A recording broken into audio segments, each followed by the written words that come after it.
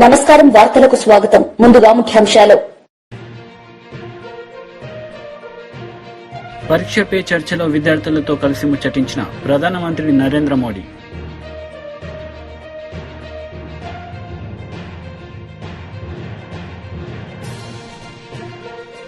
మాజీ మంత్రి KTR press meet, Congress నేతలపై ఫైర్. పరీక్ష పే చర్చలో విద్యార్థులతో ప్రధానమంత్రి నరేంద్ర మోడీ పాల్గొన్నారు. ఈ సందర్భంగా విద్యార్థులతో కలిసి ముచ్చటించారు. हमारे समाज जीवन में दुर्भाग्य से ऐसा घुस गया है कि अगर हमने स्कूल में इतना नंबर नहीं लाया, 10th में इतना नहीं आया, 12th में इतना नहीं आया, तो जैसे जिंदगी तबाह हो जाएगी। yes, sir. और इसलिए पूरे घर में तनाव तनाव तनाव हो जाता है। तो रात माँ बाप को तो समझा नहीं सकते। अब तो एग्जाम के 2 महीने बचे होंगे, अब उनको कहो माँ अभी भाषण मत दो, ऐसा तो नहीं कर सकते। आपने अपने आप को तैयार करना है। इसका मतलब आप पर प्रेशर है जी। सब लोग कहते हैं ये करो वो करो ये करो वो, ऐसा होता है। Yes sir. आप में से कितने लोग हैं जो कभी क्रिकेट मैच होता है तो टीवी पे क्रिकेट देखते हैं? कितने लोग हैं? सब हैं? आपने देखा होगा जब खेलते हैं तो स्टेडियम में से आवाज आती है। Yes sir. क्या आवाज आती है? सर सारे क्राउड सिक्स सर। कोई कहता है 4 आ जाए। कोई कहता है 6। अब बैट्समैन क्या करता है? आपको सुनता है कि वो उस बॉल को देखता है?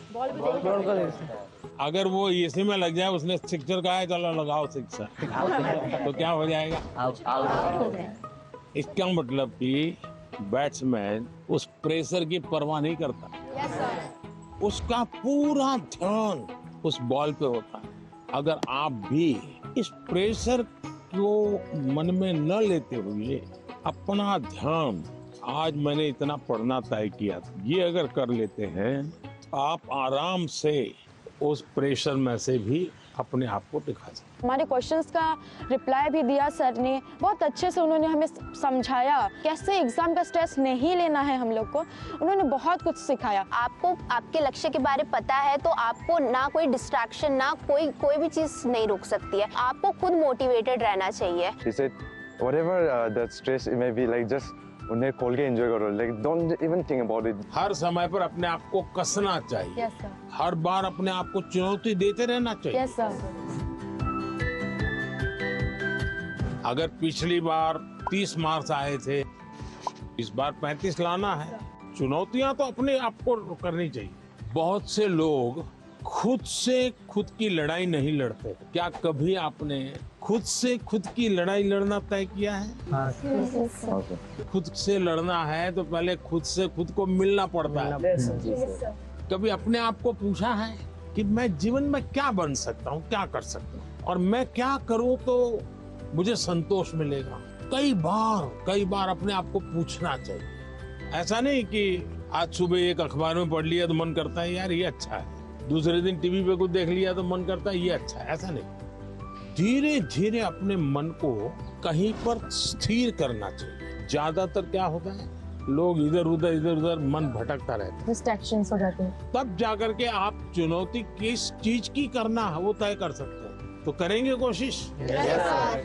पीएम सर, मेरा आपसे प्रश्न है, आप इतने बड़े ग्लोबल लीडर हैं, आप तमाम प्रकार के पदों पर रहे हैं सर, तो सर आप हमसे कोई 2-3 बातें शेयर कीजिए ऐसी सर जो लीडरशिप से आपसे संबंधित हो, जो हम बच्चों को आगे बढ़ने में महत्वपूर्ण हो सर। विराज जी सर। बिहार का लड़का हो और राजनीति का सवाल न हो, ये हो ही नहीं सकता। देखिए बिहार के लोग बहुत तेजस्वी होते हैं और किसी के मन में आता है लीडरशिप का भाव। जी सर। जी आते हैं सर, मेरे मन में भी आता है। कैसे बताऊं? कैसे बताओ? जैसे बता रहे बता दो। कभी टीचर ने अगर हमें क्लास में माइंड करवाने के लिए रखा है, मॉनिटर बनाने के लिए रखा है, बच्चे बात नहीं सुनते तो उन्हें समझाने का एक तरीका होता है।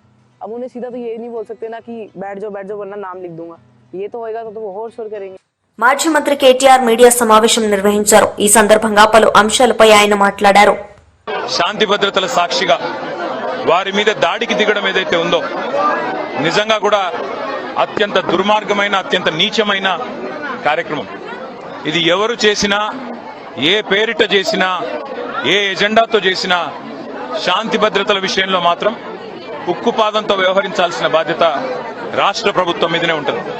ఇవాళ భగవంతుడి సేవలో నిమగ్నమయ్యే పెద్దలు రంగరాజన్ గారు, సౌందరరాజన్ గారి కుటుంబం పరిస్థితి ఈ విధంగా ఉంది అంటే మరి రాష్ట్రంలో శాంతి భద్రతలు ఎంత అధ్వానంగా ఉన్నాయో దీన్ని బట్టి చెప్పవచ్చు.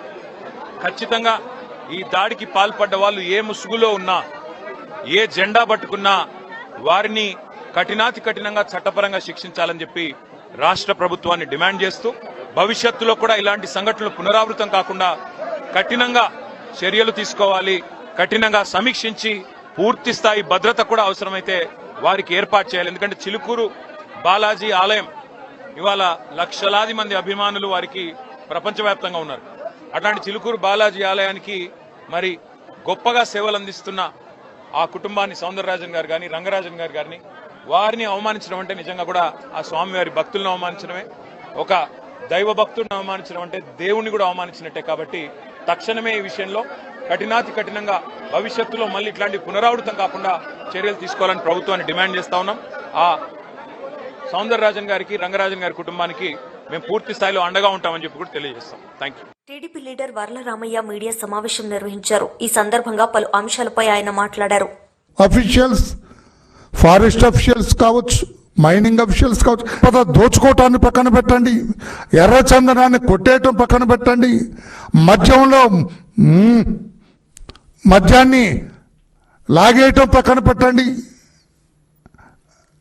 ఇవన్నీ పక్కన పెడితే అటవీ భూములు ఒక పెద్ద ఆటవిక సామ్రాజ్యాన్ని ఏర్పాటు చేసుకున్నాడు పెద్దిరెడ్డి రామచంద్రారెడ్డి గారి కుటుంబం. పెద్ద ఆటవిక సామ్రాజ్యాన్ని ఏర్పాటు చేసుకున్నారు.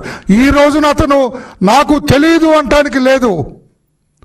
దాదాపు 238 ఎకరాలు అటవీ భూమి వీళ్ళ కంట్రోల్లో ఉంది అన్అఫిషియల్గా. ఇది వర్లరామయ్య అంటున్న మాట కాదు, మా అధినేత నారా చంద్రబాబు నాయుడు గారు అంటున్న మాట కాదు, మా యువనేత లోకేష్ బాబు గారు అంటున్న మాట కాదు. సాక్షాత్తు దర్యాప్తు చేసిన విజిలెన్స్ విభాగం చెబుతున్న మాట. 238 ఎకరాల పైచిలుకు అక్రమ మార్గాన వీళ్ళు స్వాధీనం చేసుకున్నారు. ఒక ఆటవిక సామ్రాజ్యాన్ని నిర్మించుకున్నారు పెద్దిరెడ్డి రామచంద్రారెడ్డి గారు. ఈ ఆటవిక సామ్రాజ్యానికి ఇనుప కంచె వేశారు. Seize audacity. చూడండి అతని దౌర్జన్యం. జనరల్గా ఒక 10 గజాలు అటవీ భూమి ఆక్రమించుకోవటానికి గజగజ వణుకుతారండి. 1 సెంటు అటవీ భూమిని ఆక్రమించుకోవాలంటే భయపడతారు. ఆ చట్టాలు అలాగ ఉన్నాయి. 238 ఎకరాలు ఇతను ఆక్రమించుకున్నాడంటే ఇతనికి ఎన్ని జీవిత ఖైదీలు వేయాలో, ఎన్ని జీవిత ఖైదీలు వేయొచ్చో చట్టం. 1 ఎకరం కొట్టేస్తేనే లైఫ్ వేస్తారట. యావజ్జీవము కారాగార శిక్ష అనుభవించాలి అతను. మరి అటువంటిది 238 ఎకరాలు కొట్టేశాడని ఈ రోజున విజిలెన్స్ రిపోర్ట్ ఇస్తూ ఉన్నారు అతని మీద. ఇంతటి అడాసిటీ, ఇంతటి దుర్మార్గం, ఇంతటి అవినీతి, ఇంతటి విచ్చలవిడితనం, ఇంతటి దౌర్జన్యం, ఇంతటి దురాక్రమణ, ఇంతటి బట్ట బయలు రాజకీయం ఎవరైనా ఎక్కడైనా ఉందా? మనం గతంలో బీఆర్ అనుకునే వాళ్ళం. లేదండి, వాళ్ళు కూడా గౌరవ పెద్దిరెడ్డి రామచంద్రారెడ్డి గారి ముందు దిగదుడిపే బీహారు రాజకీయం కూడా పెద్దిరెడ్డి రామచంద్రారెడ్డి గారి రాజకీయం ముందు దిగదుడిపే అని చెప్పి నేను అంటున్నా. ఎప్పటికైనా మించిపోయింది లేదు. విజిలెన్స్ ఎంక్వైరీ చేసినారు అంటేనే 50% వీళ్ళు దోషులుగా నిర్ధారింపబడినట్టే. విజిలెన్స్ ఎంక్వైరీ చేస్తే సాక్ష్యాలన్నింటిని కూడా సేకరించారు వాళ్ళు. చాలా ఒక కంక్లూజివ్ ప్రూఫ్ తోటి సాక్ష్యాలు సేకరించారు. ఆ సాక్ష్యాలు ఈ విజిలెన్స్ రిపోర్ట్ పెడితే నేను ఈ రోజున గౌరవ చంద్రబాబు నాయుడు గారిని, గౌరవ ముఖ్యమంత్రి గారిని నేను విజ్ఞప్తి చేస్తూ ఉన్నా, అయ్యా ఇమ్మీడియట్గా ఫారెస్ట్ యాక్ట్ కింద ఇతని ఎఫ్ఐఆర్ రిజిస్టర్ చేయండి. ఇతని మీద, ఇతని కుమారుడు మిథున్ రెడ్డి మీద, ఇతని తమ్ముడు ద్వారకా నాథరెడ్డి మీద, ఇతని శ్రీమతి ధర్మపత్రి మీద కూడా కేసు రిజిస్టర్ చేసి వెంటనే అరెస్ట్ చేయాలి. వీరు మరలా ఎక్కడికో న్యాయస్థానాలకో వెళ్ళి లేకపోతే విదేశాలకో పారిపోయే ముందే ఇమ్మీడియట్గా ఎఫ్ఐఆర్ రిజిస్టర్ చేసి వీళ్ళ పాస్పోర్ట్లు స్వాధీనం చేసుకోవాలని చెప్పి కూడా నేను డిమాండ్ చేస్తున్నా. ఎందుకు ఇంత గట్టిగా వరలరామయ్య చెబుతున్నా అంటే, ఏంటండి 4 ఏళ్ల నుంచి మేము ప్రతిపక్షంలో ఉన్నప్పుడు మొత్తుకున్నాం. ఇతను భూదందాలు చేస్తున్నాడు, భూ కబ్జాలు చేస్తున్నాడు, ప్రభుత్వ భూములు కొట్టేస్తున్నాడు, ఎర్రచందనం డ్రామా ఇతనే నడిపిస్తున్నాడు, గనులు కొట్టేస్తున్నాడు. దాదాపు మీకు తెలియదండి, దాదాపు 70-80 మంది సొంత మనిషిని పెట్టుకున్నారండి. ఇతను 400 మందికి ప్రైవేట్ పర్సన్స్కి ఇతను గనుల శాఖలో ఉద్యోగాలు ఇచ్చాడట. ఇతను 400 మందికి జీతం ఎంత అడిగితే అంత, 50 కావాలి నీకు తీసుకో, 60,000 కావాలో తీసుకో. ఏమిటి అన్యాయం అండి? అంటే మాజీ మంత్రి అంబటి రాంబాబు మీడియా సమావేశం నిర్వహించారు. ఈ సందర్భంగా పలు అంశాలపై ఆయన మాట్లాడారు. తెలివి తక్కువగా ఆరోపణ చేశాడో, తెలివి ఎక్కువ ఆరోపణ చేశాడో, లడ్డూ ప్రసాదంలోనే నూనె అంటే పంది నూనె, పంది కొవ్వు, ఇలాంటి జంతువులు కొవ్వు కలిసిందని ఆరోపణ చేసి ఇరుక్కుపోయాడు. ఇవాళ ఏం చేయాలో అర్థం కానటువంటి పరిస్థితుల్లో ఆయన రకరకాల విన్యాసాలు చేస్తున్నాడు. ఎలా బయటపడాలి ఏమిటి అనే దాని మీద. దానిలో భాగంగానే ఈనాడు, ఆంధ్రజ్యోతి వార్తలు రాసేటటువంటి కార్యక్రమాలు చేస్తున్నారు. ప్రధానంగా ఇక్కడ గమనించవలసినటువంటి అంశం ఏమిటంటే, మరొక్కసారి రాష్ట్ర ప్రజానీకం తెలుసుకోవాలి. తిరుమల తిరుపతి దేవస్థానం అనేది చాలా పవిత్రమైనటువంటి దేవాలయంగా ప్రపంచవ్యాప్తంగా కోట్లాది మంది భక్తులు భావిస్తూ ఉంటారు. అంతేకాదు, పవిత్రతకే కాదు, నాణ్యతకి, పరిశుభ్రతకి కూడా చాలా పేరు ప్రఖ్యాతులు గడించినటువంటి దేవాలయం. ఈ దేవాలయంలో అన్నప్రసాదాలు కానీ, ప్రసాదం కానీ తయారీలో, నాణ్యతలో, శుభ్రతలో నెంబర్ 1 అని పేరు. అన్ని దేవాలయాలు, ప్రపంచంలో ఉన్నటువంటి అనేకమైన దేవాలయాలు, దేశంలోని అనేక దేవాలయాలు ఈ తిరుమల తిరుపతి దేవస్థానంలో ఏ విధంగా ప్రసాదాలు తయారు చేస్తారు, ఏ విధంగా ప్రమాణాలు పాటిస్తారు అనే దాని మీద అధ్యయనం చేసి వారు కూడా దీని నుంచి తెలుసుకునేంత స్థాయిలో జరుగుతూ ఉంటాయి. ఇది అందరికీ తెలిసినటువంటి సత్యం. దశాబ్దాలుగా ఒక పద్ధతి అక్కడ ఏర్పాటు చేశారు. ఆ పద్ధతి ఏమిటంటే, ఏదైనా సరే ఒక లడ్డూ ప్రసాదానికి ఆవు నెయ్యిని పవిత్రంగా వాడతారు. ఆ ఆవు నెయ్యి సరఫరా చేసేటటువంటి వారికి ప్రతి 6 నెలలకి ఒకసారి టెండర్ వేస్తారు. ఇదేది చంద్రబాబు నాయుడు గారు చేసిందో, జగన్మోహన్ రెడ్డి గారు చేసిందో కాదు, ఇది ఆనవాయితీగా వస్తున్నటువంటి అంశం. ప్రతి 6 నెలలకి ఒక ఈ టెండర్ పిలుస్తారు. ఈ టెండర్లో ఎవరైతే L1గా వస్తారో వారికి ఇస్తారు. ఇచ్చిన తర్వాత వారు సరఫరా చేసేటటువంటి నెయ్యిని పరిశీలన చేస్తారు, టెస్ట్ చేస్తారు. దాని నుంచి శాంపిల్స్ తీస్తారు. శాంపిల్స్ తీసి 3 టెస్టులు చేస్తారు. ఆ 3 టెస్టుల్లో పాస్ అయితే ఖచ్చితంగా ఇవి బాగున్నాయి, కల్తీ లేదు అని తెలిస్తేనే దాన్ని కొండ మీదకు పంపిస్తారు. ఇది ఇవాళ జరుగుతున్నటువంటి అంశం కాదు. ఒకవేళ ఆ 3 టెస్టుల్లో కల్తీ కానీ కరెక్ట్గా కానీ లేదు అని భావిస్తే వెంటనే తిరిగి పంపించేస్తారు. అలా జగన్మోహన్ రెడ్డి గారి హయాంలోనూ సుమారుగా 18 ట్యాంకర్లు పంపించేశారు. అలాగే చంద్రబాబు నాయుడు గారి టైంలో కూడా 2014-19లో కూడా నాణ్యత లోపించింది, టెస్టుల్లో సరిగా లేదు అని భావించినప్పుడు వాళ్ళు కూడా పంపించారు. ఇదేం కొత్త కాదు. చంద్రబాబు నాయుడు గారి హయాంలో కానీ, జగన్మోహన్ రెడ్డి గారి హయాంలో కానీ ఏదైతే టెస్టులు పాస్ కాలేదో, అక్కడ కరెక్ట్గా లెక్కలు రాలేదో, ఆ నాణ్యతకు సంబంధించి వాటిని రిజెక్ట్ చేసి కిందకి పంపించేస్తారు. ఏదైతే నాణ్యత బాగుందనేది వచ్చిందో వాటిని మాత్రమే అన్న ప్రసాదాలకు వాడతారు. ఎక్కడ ఇంకా కల్తీ కలిసే అవకాశమే లేదు. ఈ టెస్టులన్నీ పాస్ అయిన నెయ్యినే వాడినప్పుడు ఇక లడ్డూ ప్రసాదంలో కల్తీ కలిగే అవకాశమే లేదు అనేది అందరికీ తెలిసినటువంటి సత్యం. ఇవాళ చంద్రబాబు నాయుడు ఇందిరా పార్క్ వద్ద ఆర్ఎంపీ పీఎంపీల ధర్నాలో మాజీ మంత్రి హరీష్ రావు పాల్గొన్నారు. ఈ సందర్భంగా ఆయన మాట్లాడారు. కాజాబాయ్, అదేవిధంగా వివిధ జిల్లాల నుంచి వచ్చినటువంటి మా ఆర్ఎంపీ పీఎంపీ తమ్ముళ్లకు, మీడియా మిత్రులకు అందరికీ పేరు పేరున నమస్కారం. ఈరోజు రాష్ట్రంలో ఏ వర్గాన్ని కదిలించినా కళ్ళల్లో కన్నీళ్లే కనబడతా ఉన్నాయి. ఆనాడు కాంగ్రెస్ పార్టీ ఎన్నికల ముందు అనేకమైన హామీలు ఇచ్చింది. ప్రజలు హామీలు నమ్మడం లేదని బాండ్ పేపర్ల మీద రాసిచ్చి కాళ్ళల్లో చేతులల్లో పట్టుకున్నారు. అట్లా కూడా నమ్మటట్లేరని రాహుల్ గాంధీని హైదరాబాద్ తీసుకొచ్చి ఈ గ్యారంటీలు అమలు చేసే బాధ్యత నాదే అని చెప్పి మాటిప్పించిండ్రు. రాహుల్ గాంధీని కూడా నమ్ముతారో నమ్మరో అని సోనియా గాంధీతో ఉత్తరం రాపించిండ్రు. నేను మీ తల్లిగా ఉత్తరం రాస్తున్నా, మేమిచ్చిన గ్యారంటీలన్నీ అమలు చేసే బాధ్యత నాది అని ఆ తల్లిగారు ఉత్తరం రాసిండ్రు. ఇప్పుడు ఆ తల్లిగారు మాట్లాడతలేరు. రాహుల్ గాంధీ అయితే రేవంత్ రెడ్డికి అపాయింట్మెంట్ ఇస్తలేడు.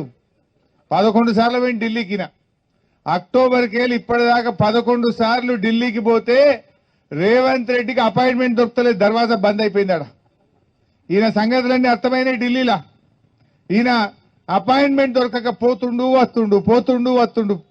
అంతకు మించి ఢిల్లీలో మాత్రం రాహుల్ గాంధీ అపాయింట్మెంట్ దొరకలేదు. విలేకరులు అడిగినట, అరే ఏమైంది అని అపాయింట్మెంట్ దొరకలేదు, నీ పచారా కమ్మైంది అని అడిగినట ఢిల్లీలో. అడిగితే ముఖ్యమంత్రి ఆయన ఫోన్ తీసి చూపిస్తున్నట, చూడు బైగో నాతో మాట్లాడి అంటున్నట. అంటే నువ్వు ఫోన్ తీసి చూయించుకున్నావంటేనే నీ ఇజ్జత్ పోయినట్టే లెక్క, నీ పచారా లేనట్టే లెక్క. ఇప్పటికైనా నేను కోరుతా ఉన్నా, రాహుల్ గాంధీ గారు, సోనియా గాంధీ గారు స్పందించి మా ఆర్ఎంపీ పీఎంపీలకైనా ఈ రాష్ట్ర ప్రజలకు ఇచ్చిన అన్ని హామీలు అమలు చేయించాలని చెప్పి నేను ఈరోజు డిమాండ్ చేస్తా ఉన్నా. ముఖ్యంగా మీకు తెలుసు, బీఆర్ఎస్ ప్రభుత్వం ఉన్నప్పుడు ఆర్ఎంపీ పీఎంపీల మీద అక్రమ కేసులు లేవు, పోలీస్ కేసులు లేవు, దాడులు లేవు, మిమ్మల్ని అన్యాయంగా జైళ్లలో పెట్టిన పరిస్థితి లేదు. కానీ కాంగ్రెస్ వచ్చినాక నిద్ర పట్టలేదు. ఏ రాత్రి ఎవడొస్తాడో, ఏం కేసు పెట్టాడో, జైల్లో నూకుతాడో, పోలీస్ కేసులు పెట్టారో వాళ్ళని జీబులలో లేచి ఊరంతా తిప్పుతున్నారు. మీ ఆర్ఎంపీలను జీబులలో లేచి జిల్లా అంతా తిప్పుతున్నారు, భయభ్రాంతులకు గురి చేస్తున్నారు, అక్రమ కేసులు పెట్టి రోజుల తరబడి జైళ్లలో పెట్టి ఇవాళ వేధిస్తున్నటువంటి పరిస్థితి ఉన్నది. నేను అడుగుతా ఉన్నా, మీ మేనిఫెస్టోలో ఏం చెప్పారు? ట్రైనింగ్ ఇస్తాం, సర్టిఫికెట్లు ఇస్తామని చెప్పారు. దాన్ని ఎందుకు అమలు చేయడం లేదు?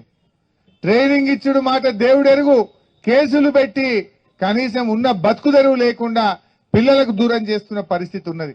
ఇలా ఆర్ఎంపీలు కూడా ఆత్మహత్యలు చేసుకునే పరిస్థితి తెస్తా ఉన్నారు. ఆర్ఎంపీలను రోడ్ల మీద తెచ్చే పరిస్థితి తెస్తా ఉన్నారు. ఇప్పటికైనా రేవంత్ రెడ్డి మరి కళ్ళు తెరవాలని వైద్య ఆరోగ్య శాఖ మంత్రి దామోదర్ రాయనరసింహ గారు తక్షణమే అధికారులకు ఆదేశాలు ఇచ్చి డిఎంఎన్హెచ్ఓలు వేధించకుండా చూడాలి, అక్రమ కేసులు పెట్టకుండా చూడాలి, వీళ్లకు శిక్షణ ఇచ్చి సర్టిఫికెట్లు ఇప్పించాలని చెప్పి నేను డిమాండ్ చేస్తా ఉన్నా. ఆ రోజు బీఆర్ఎస్ పార్టీ ఉన్నప్పుడు మీ ట్రైనింగ్ కొనసాగిద్దామని డాక్టర్ లక్ష్మారెడ్డి గారు మంత్రిగా ఉన్నప్పుడు ఆ జీవో ఇచ్చిండ్రు, ట్రైనింగ్ కూడా స్టార్ట్ చేసిండ్రు. తర్వాత కొంతమంది కోర్టుకు పోయి స్టే తెచ్చారు. మళ్ళీ నేను వార్తలు ముగించే ముందు ముఖ్యాంశాలు మరోసారి.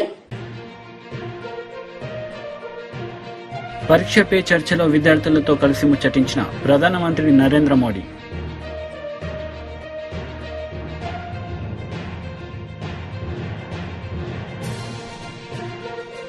మాజీ మంత్రి కేటీఆర్ ప్రెస్ మీట్, కాంగ్రెస్ నేతలపై ఫైర్. ఈ వార్తలు ఇంతటితో సమాప్తం. తిరిగి ప్రసారమయ్యే వార్తల్లో మళ్లీ కలుద్దాం. అంతవరకు సెలవు. నమస్తే.